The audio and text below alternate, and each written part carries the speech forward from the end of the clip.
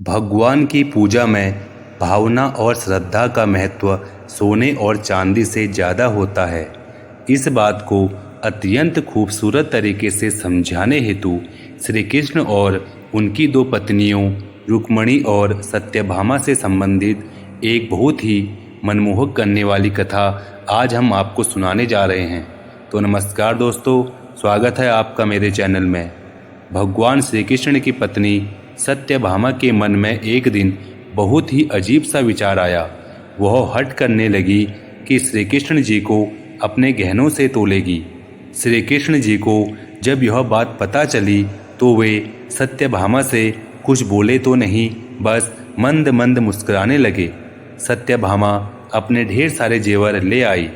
पलड़े के एक तरफ उन्होंने भगवान को बैठा दिया और दूसरी तरफ अपने जेवर रखने लगी, लेकिन पलड़ा अभी भगवान की तरफ ही झुका था। सत्यभामा के पास जेवरों की कोई कमी नहीं थी।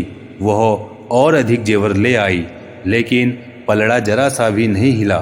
सत्यभामा ने अपने सारे जेवर तराजू पर रख दिए, लेकिन कोई फायदा नहीं हुआ। अंत में बहुत थक कर बैठ गई।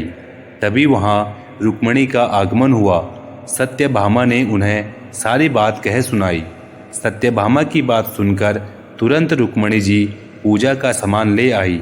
उन्होंने भगवान की पूजा अर्चना की और उसके बाद में जिस पात्र में भगवान के चरणों का पानी रखा था उसे गहनों वाले पलड़े में रख दिया।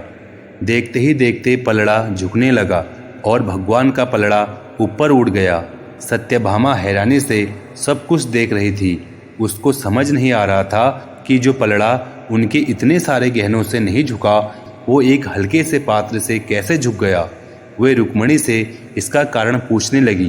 तभी नारद मुनि भ्रमण करते हुए वहां आ पहुँचे। सत्यभामा की परेशानी समझकर वे इसका कारण उन्हें बताने लगे। नारद जी बोले, भगवान की पूजा में महत्व सोने चांदी के गहनों का नहीं, बल्कि सच्ची भावना और श्रद्धा का होता है। रुक्मिणी ने अत्यंत प्रेम से भगवान का पूजन किया, जिससे उनकी श्रद्धा और भक्ति की ताकत भगवान के चरणों में समा गई। जब रुक्मिणी ने भगवान के चरणों का पानी तराजू पर रखा तो उनकी भक्ति की ताकत से पलड़ा नीचे चला गया। ईश्वर को सिर्फ सच्चे प्रेम, श्रद्धा और भक्ति की भावना से ही पाया जा सकता है। सोने, चांदी और पैसों का भगवान की नज़र में कोई मोल नहीं होता। भगवान की पूजा यदि सही ढंग से की जाए तो ईश्वर की प्राप्ति अवश्य होती है। सच्ची भक्ति और प्रेम के आगे ईश्वर भी झुक जाते हैं।